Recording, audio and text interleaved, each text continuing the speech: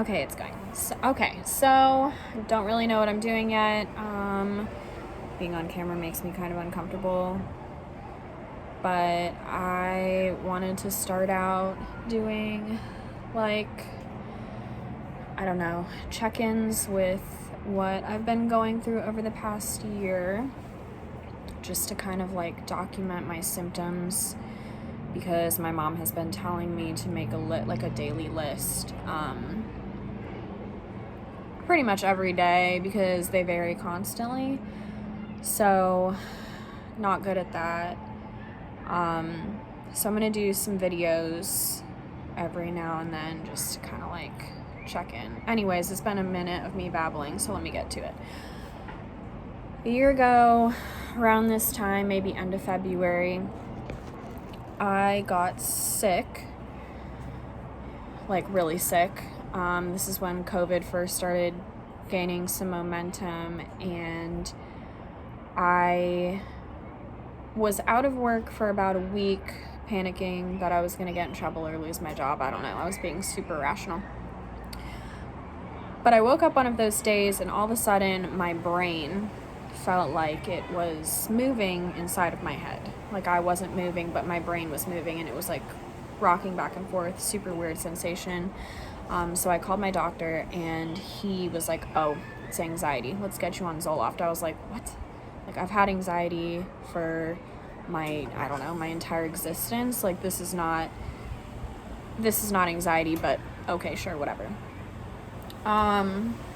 He put in Zoloft for me. I started it. Zoloft didn't work. I called again. I said, this isn't working. I've been on it for over 6 weeks now. Should be seeing some results. All it's doing is making me shaky. No help on the dizziness. So it pretty much got to the point where I had to start advocating for myself. I started hitting up a bunch of doctors. Stupid. But I got in with an ear, nose, and throat, because with the research that I was doing, it sounded like it was something with my inner ear, as far as the balance went. Let me go back. Okay, so my dizziness never got better. For the first several weeks, I'm honestly shocked that I wasn't bedridden. I ended up going to work. I was extremely fucking uncomfortable. I felt like I was in space. Every time I moved my head, I just felt like I was gonna fall over.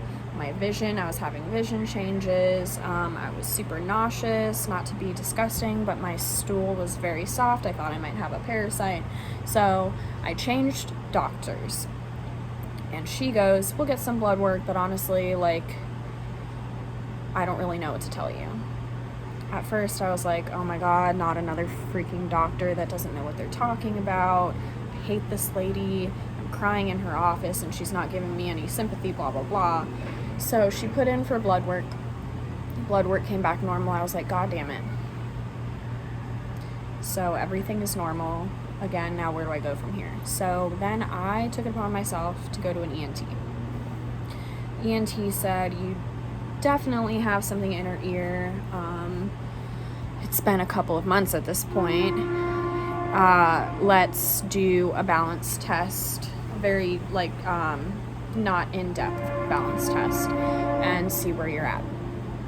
And initially he was like, "You have vestibular neuritis," which is where, and now we hear the honking of the train in the middle of my video. Cool. Okay.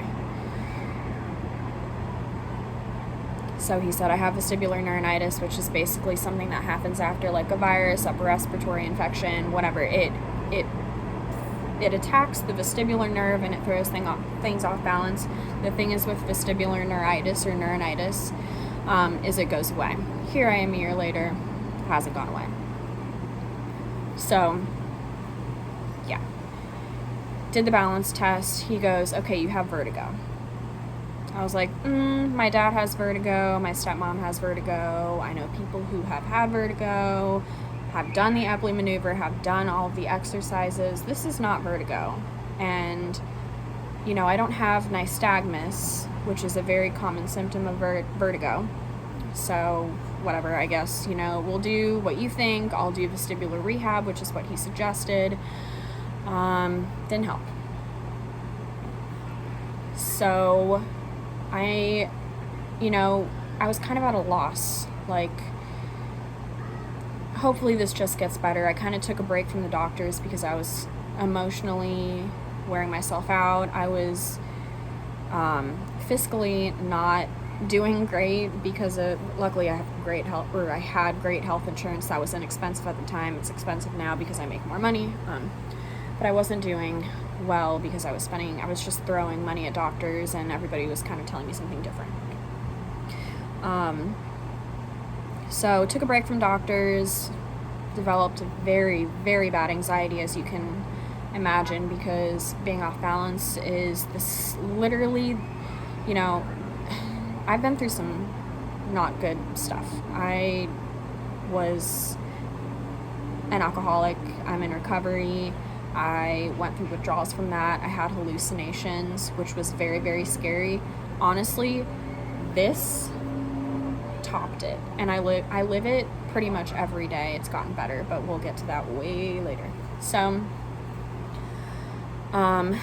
took a break from some doctors, tried different medications for anxiety to at least help with that, see if that gave me any leverage in the right direction. It really never did. Got genetic testing done to see what medications would work best for me for anxiety. Tried the medications, nothing. And I really don't like the way that antidepressants make me feel. They make me super shaky. They make me very void of emotion, very tired, even though I have chronic lethargy, which is a whole, other ordeal. So let me think. How did we get where we are now? I started noticing triggers. Around my period was a huge trigger. About a couple of days before my period, I would have certain symptoms that made me super uncomfortable, like I was bouncing on a trampoline when I was walking. I would have thuds behind my eyes, like when I was focusing on something. I would feel a little more like this when I wasn't moving. Just felt like I was moving. My anxiety got worse. So that is a huge trigger for me, and it still is, even though I am now on something that helps a little bit better.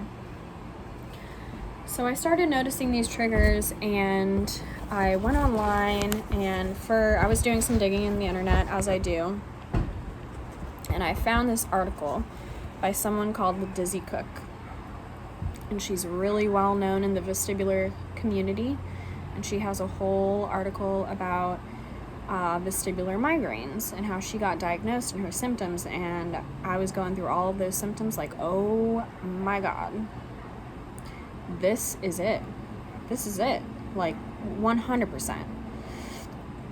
So I ended up going to get a second opinion from a different ENT, and he said, let me break it down to you. I want you to go, since you've been recycling doctors, going to different specialists, I want you to go to somebody who specializes in hearing and balance. And I said, well, that would have been fucking great if somebody had told me that in the beginning, and I could have just gotten all that shit over with. So I went to a balance doctor, and I saw the nurse practitioner, I think, or no, she's a PA, but she's awesome. And she said, you have a history of motion sickness, you have a history of migraines in your family, so just by my clinical diagnosis, before we even do any testing, which is what we're going to do, I would say that you probably have vestibular migraines without me even bringing up the article, anything like that. This keeps falling, so that's cool.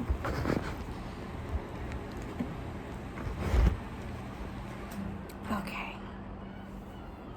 Beautiful.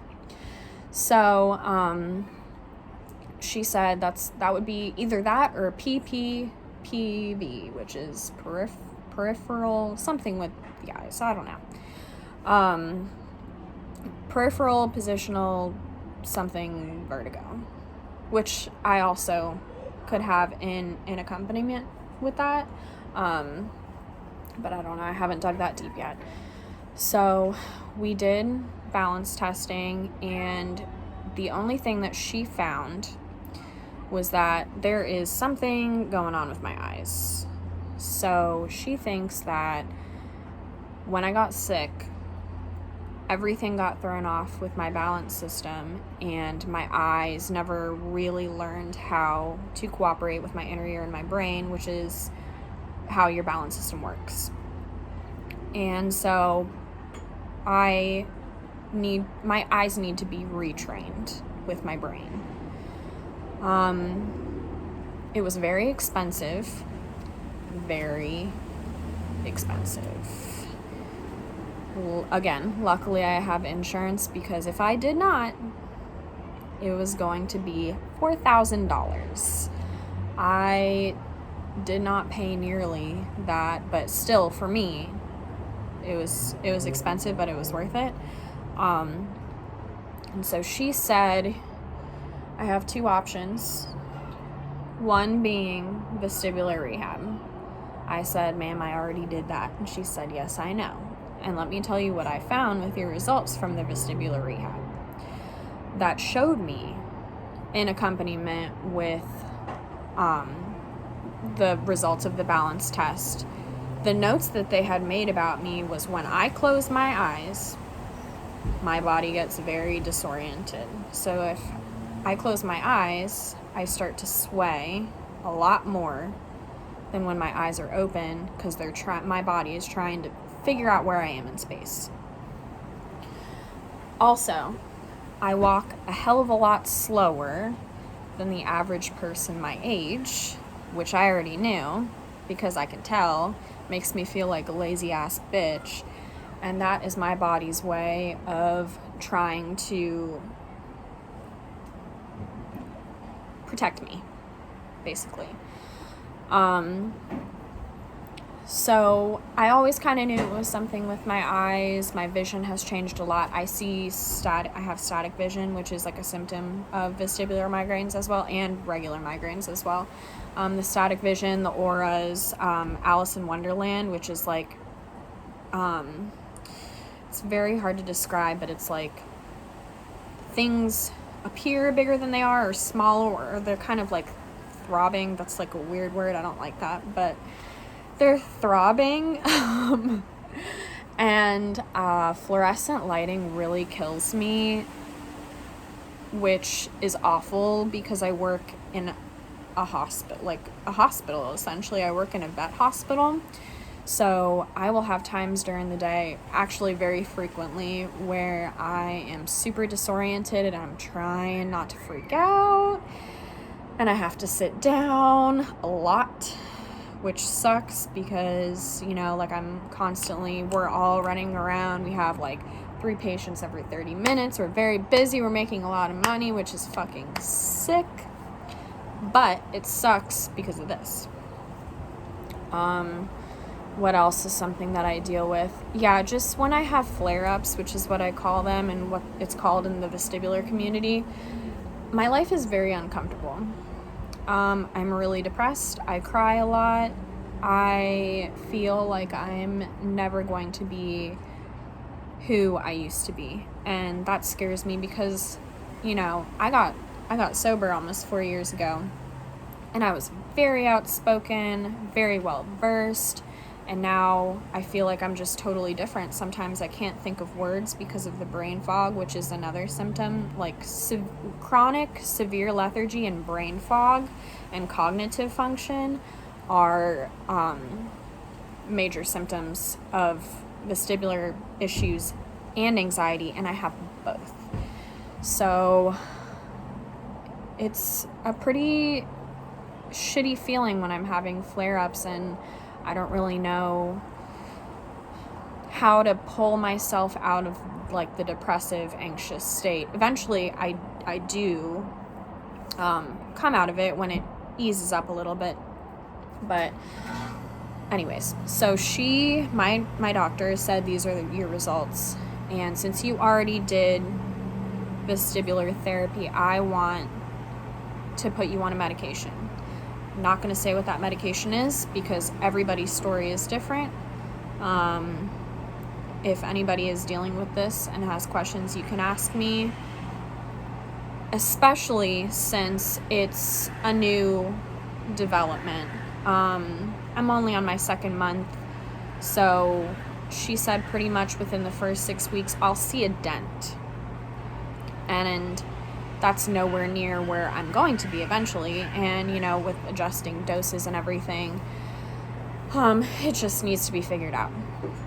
So I don't even know if this is my end result, but I do feel better, other than this medication makes me very tired, like even more tired than I am normally, and I'm just a tired girl. But it makes me very tired to the point where I feel like I could fall asleep at work, and luckily I don't, and I push through it. And sometimes I get a little weird about, I don't know, feeling like I sound dumb because I'm so tired, but again, that's just my anxiety anyways. So yeah, I think I may have covered everything. Luckily, I'm having a really good symptom day, but that may just be because I don't work today and I have no responsibilities today, and stress is a major trigger. Stress, allergies, I have chronic sinus issues, so that fucking sucks. Every time I get a sinus infection, I have a flare-up. Every time I get a period, I also have endometriosis, so I have to deal with that as well. It's fine. My life is fine. I get flare-ups pretty frequently, but I'm hoping that eventually with, going to see my balance doctor and taking my meds regularly and taking preventative measures, as far as Flonase for allergies, non-allergic rhinitis nose spray, that helps too, eye drops, and just being gentle with myself, which has been really hard for me the past year. I have been so hard on myself, and I have felt like a burden, and again, my life is never going to be the same. I feel like I'm annoying because I talk about it so much with certain people, and then other people know nothing. I've had to start pushing myself to do things because there was a period of time where the idea of leaving the house or not being around my partner made me very uncomfortable, because he's kind of seen it all and he's been my safe space. I didn't want to hang out with my friends for the longest time. Sometimes when I have bad symptom days, these days I push myself to hang out with my friends even when I'm feeling like ass, and then after I'm like, wow, I was so awkward because I feel like shit. Why did I do that? But I do it anyways, and to be honest, I'm proud of myself because I'm still in school. I've managed to get amazing grades, so hopefully by the time that I'm in nursing school next fall, I will be relatively symptom-free. Hopefully I stay on the path that I am now with my preventative measures, and I'm hoping that things keep looking up, because it's been really hard. Yeah. But I think that's it.